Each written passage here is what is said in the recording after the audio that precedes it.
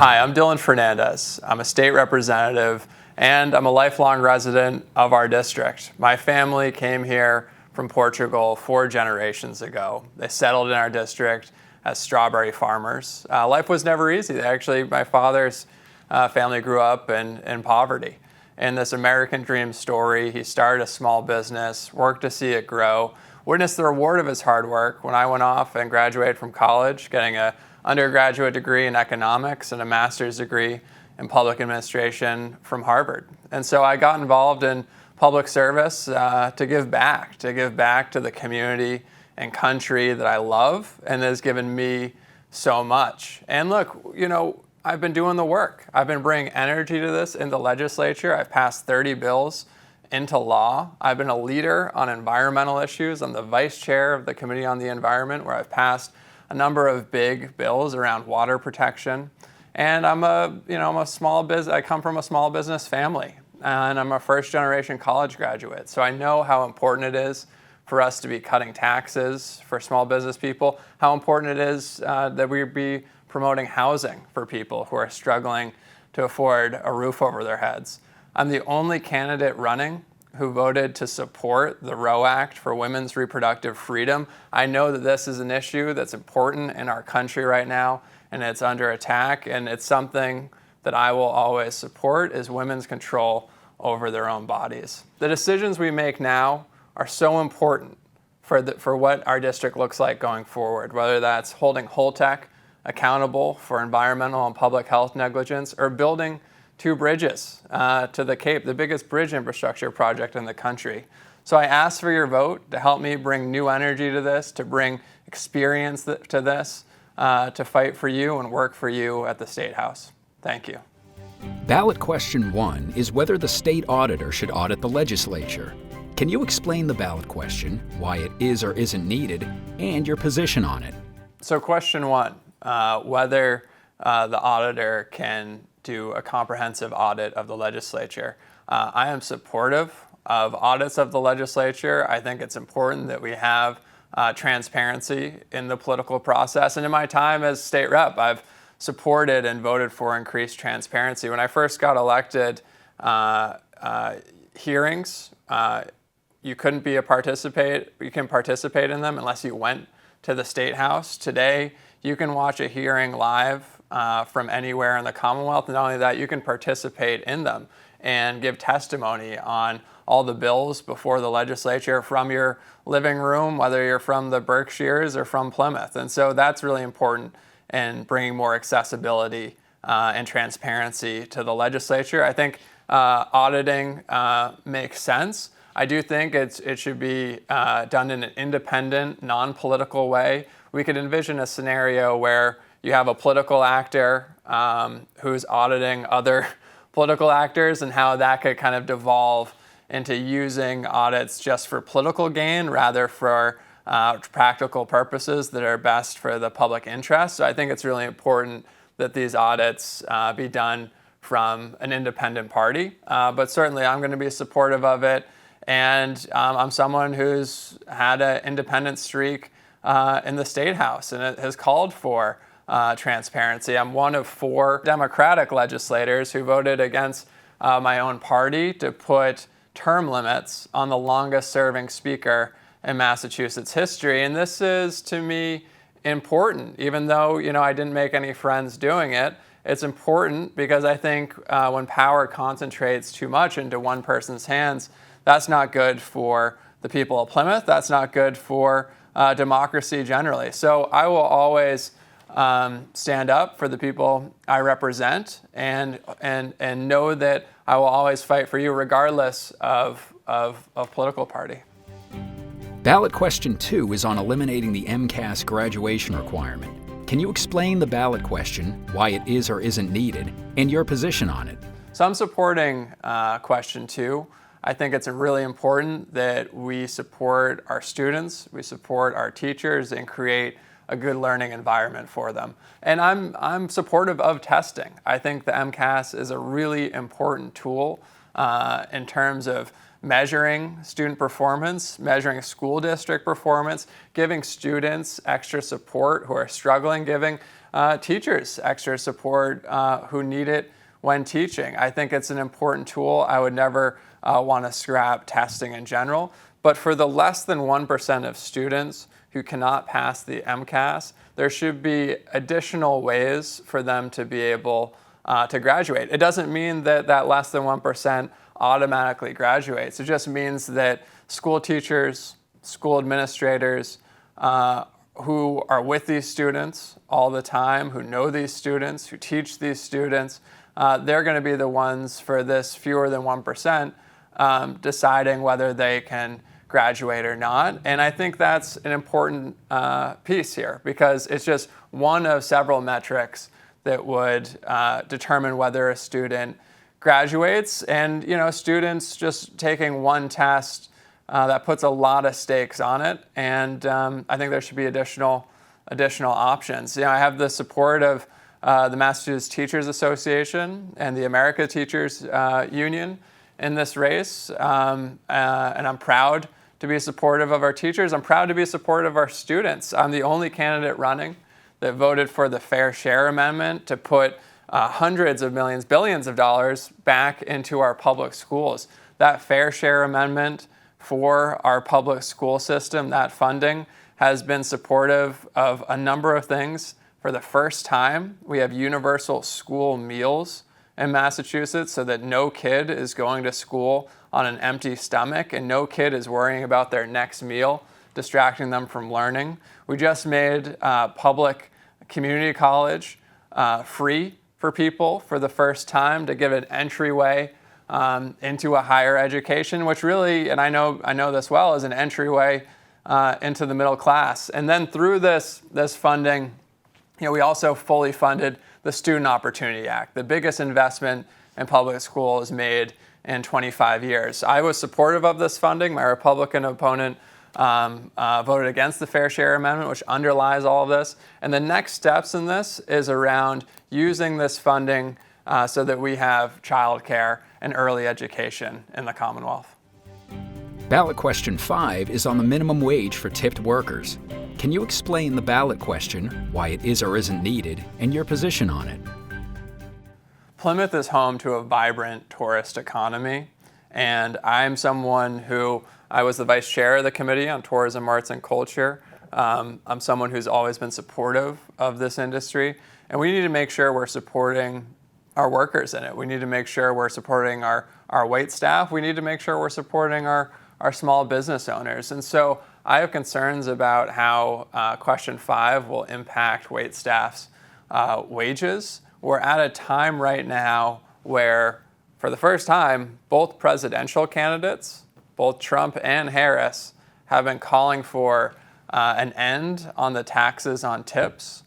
And so I think moving away from a tip system for wait staff at a time at the federal level, both presidential candidates are calling for an end on taxes on tips, is something that is premature and something that we shouldn't go forward with right now, because we need to make sure, and I want our waiters, our waitresses, our hostesses, our hosts, people in the service industry to be making as much money as they can. I know how the seasonal community works here. A lot of people in our district make a lot of their money just for several months out of the year and rely heavily on those tips. Seeing a reduction in those tips could be a real financial strain, especially at a time where at the federal level, both presidential candidates are calling for an ending of the taxes on tips. So, we can revisit this at some point possibly, but I'm certainly going to be voting no on this issue. What do you see as the economic drivers in your district, and how will you support them in your role? Well, there are several economic drivers in our region. One of the biggest is our tourism economy. I was last session the vice chair of the Committee on Tourism, Arts, and Culture. Currently, I'm the vice chair of the Committee on the Environment, another actually big economic driver here. But we need to be supporting our tourism industry.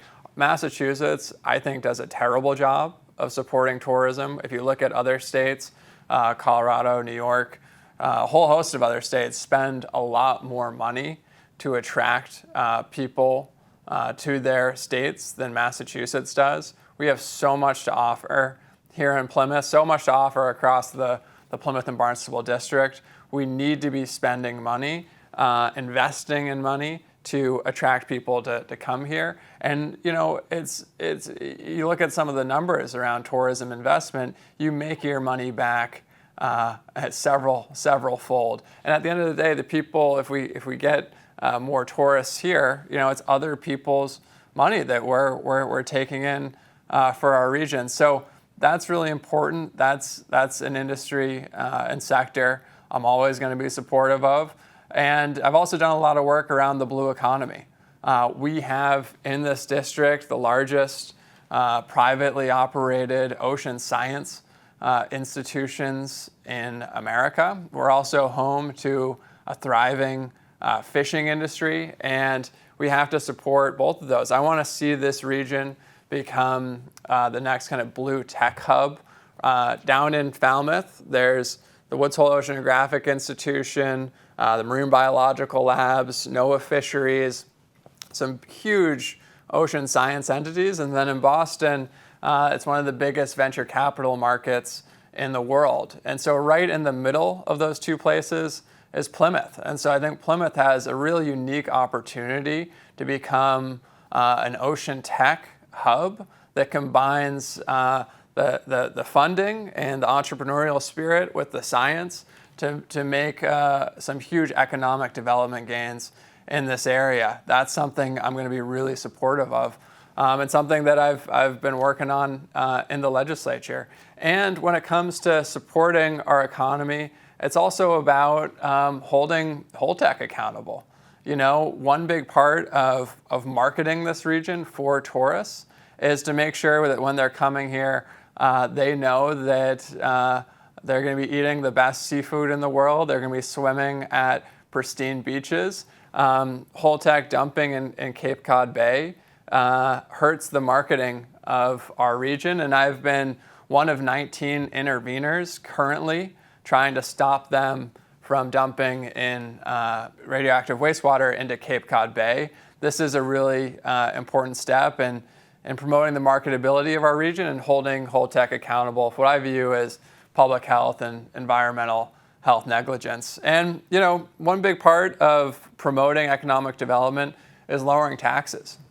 We passed a $1 billion tax bill this session in the legislature. I was supportive of it. I got in a few components to it. One piece that's something I've been working on for years is around our estate tax.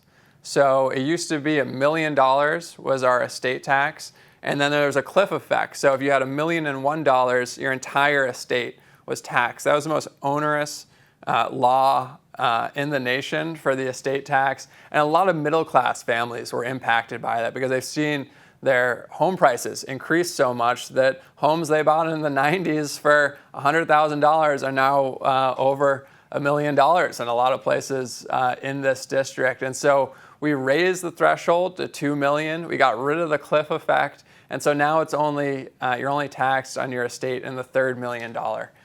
So that saves middle-class families a whole lot of money.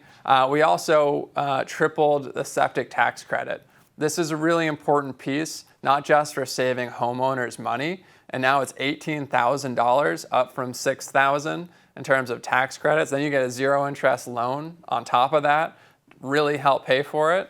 But it's not just about helping homeowners save, it's also about protecting our environment. We know that these septic systems are the source of a lot of nitrogen loading in our ponds, in our estuaries, and our bays, and making sure we're reducing nitrogen and supporting clean water will not only be good for our environment, it'll be an economic driver in our region. What will be your top 3 goals and priorities in your elected role? Which committees would you wish to serve on? Well, I really want to bring new energy and experienced leadership to the Plymouth and Barnstable district. I've been at this for 8 years, passed 30 bills into law, and I've led on some big initiatives. The only person running to pass big statewide bills, particularly around our environment. And that's something I want to work on and continue to work on in the legislature. We have a lot to do when it comes to coastal resiliency and adaptation for Plymouth. We could get to net zero emissions today, and the seas are still going to rise somewhere between 2 and 6 feet in the next century, and that's going to cause huge problems in our area. And storms are increasing and getting worse as well. So we need to hit our climate goals, which we're on pace to do. The next big step in this is really making sure that our communities are able to adapt to climate change. And I want to see nature-based solutions put at the forefront of this. That means restoring our estuaries, restoring different types of rivers and herring runs so that they can act as a natural buffer to rising sea levels and increased storm surge. And we just need to put a lot more funding and have a lot more support for adaptation. Another piece that I'm really going to be active in and have been is around affordable and workforce housing. I call it attainable housing because housing is completely unattainable for so many people across this district, so many people living here in Plymouth. I know a lot of people in my generation who are just given up trying to buy a home. And then rental market is so tight that a lot of people are paying 50% of their income on their rent. And so if we don't address the housing crisis, it's going to erode our communities far faster than the ocean ever will. And so there's a lot to do on this. We just passed the largest housing bill in a generation. This has a lot of different components in it, puts a lot more funding towards building housing. It allows for the first time accessory dwelling units, ADUs, in-law apartments by right to encourage more housing. That's important because those are the types of units that are good for people who want to downsize their home or good for a starter home or a rental property, exactly the types of housing that we need in this community. And then there's a seasonal communities designation that we fought for and got passed. So now for the first time, there's an Office of Seasonal Communities in state government that's going to be issuing special regulations that meet the unique needs of seasonal communities in the Commonwealth. And Plymouth can apply to be a seasonal community. So there's a clear distinction in the race. I'm the only person who supported the Affordable Homes Act who is running in this race. And I think it's so important that we have someone who's going to stand up and fight for housing, for our seniors, for working people, for young people trying to get their foot in the door. The other issue that I think is important, because I hear about this a lot from people when I'm out knocking on doors. In our campaign, we've knocked on 20,000 doors, a lot of them here in Plymouth, is people are really nervous about access to reproductive freedom in this country, and know that I'm someone that will always support a woman to make decisions over her own body. That to me is fundamental. And I'm the only candidate running in this race who supported the Roe Act in preparation for the extremist Supreme Court decision. We passed the Roe Act to make sure that we got these antiquated laws off the books and that we codified Roe in Massachusetts. And that was a really good thing we did that, because just a few months after that, the Supreme Court knocked down that decision. And so protecting women's reproductive care is something I'm always going to be supportive of, and I'm the only candidate to support that Roe Act. And then when it comes to committees that I'll be asking to be on, the Committee on Telecommunications, Utilities, and Energy is one I'm going to be asking for, and really important around climate and energy issues. The Committee on Tourism, Arts, and Culture is another one, just because it's so vital for this region. And a committee I currently serve on in the House, but like to in the Senate, would be the Ways and Means Committee. How important is the art of compromise when it comes to representing all the citizens in your district and meeting legislative objectives? It's so important that our next state senator for this region is someone who can have an open mind, who can compromise, who can be practical, And that's how I've led in my time in the legislature. I work a lot with my delegation that is a bipartisan delegation to pass bipartisan legislation. And a lot of the issues, most issues are not partisan. Vast majority of them you can find common ground on. And I'm always someone who tries to seek out common ground and compromise, and I'll work with anyone, Democrat, Republican, if it's a good idea. One example of this is around something called the Cape and Islands Water Protection Fund. This is a novel, only place in the state that has it. We created a fund, water quality fund, that is a 2.75% excise on short-term rentals in our region, similar to if you go stay in Boston or Worcester or Springfield. You probably don't notice it, but you pay 2.75% to their convention centers. Well, for that area, the Cape, what draws people there is the water quality. And so we set up a similar thing, but it's just 2.75% for water quality. It was a bipartisan effort. We got that done, and now we created a fund that will fund $1 billion towards water quality and water protection in our region. This is a huge, huge win. We could see if Plymouth was interested in it, we could see replicating that here. We also passed in a bipartisan way, at least from the legislators on the Cape, the Seasonal Communities Act, a huge act for supporting housing in the region. And that'll go a long way towards supporting housing and tourism areas, sets up a specific office to do that, and then also gives municipalities the power to directly fund housing for their employees. And it's such a big challenge to get teachers, firefighters, police officers housing. And so that legislation, bipartisan thing that we were able to get done. And so these are things that I think are so important, and things that I want to see happen here. There's not a lot of legislation I'm aware of that is really big and meaningful, that is specific to the Plymouth area, that we've done, like similar to what we've done on the Cape. And so I think there's real opportunity to recognize that Plymouth is a unique town.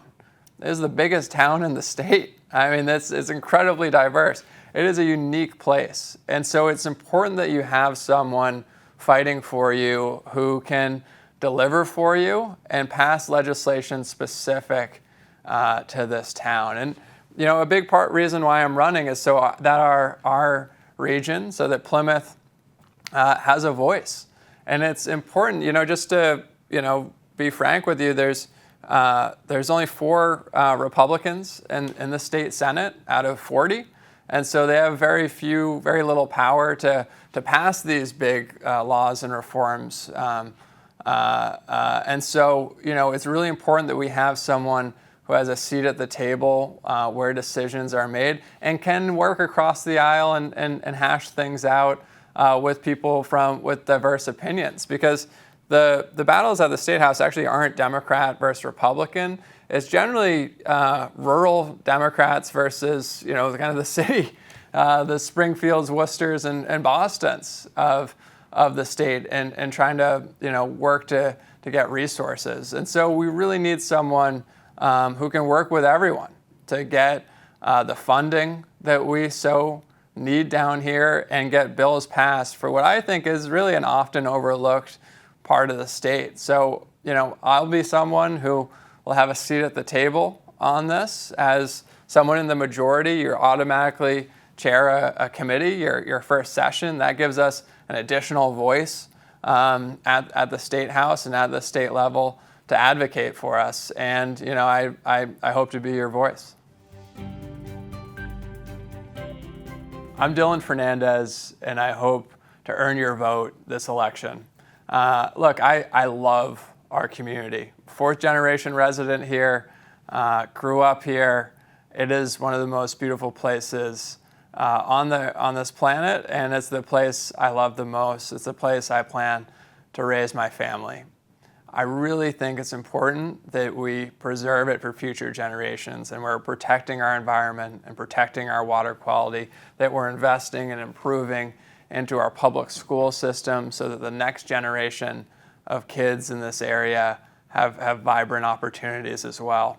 And also that we're supporting people who live here, who grew up here, who want to stay here, that they have housing, and some housing access is available for them. Incredibly important.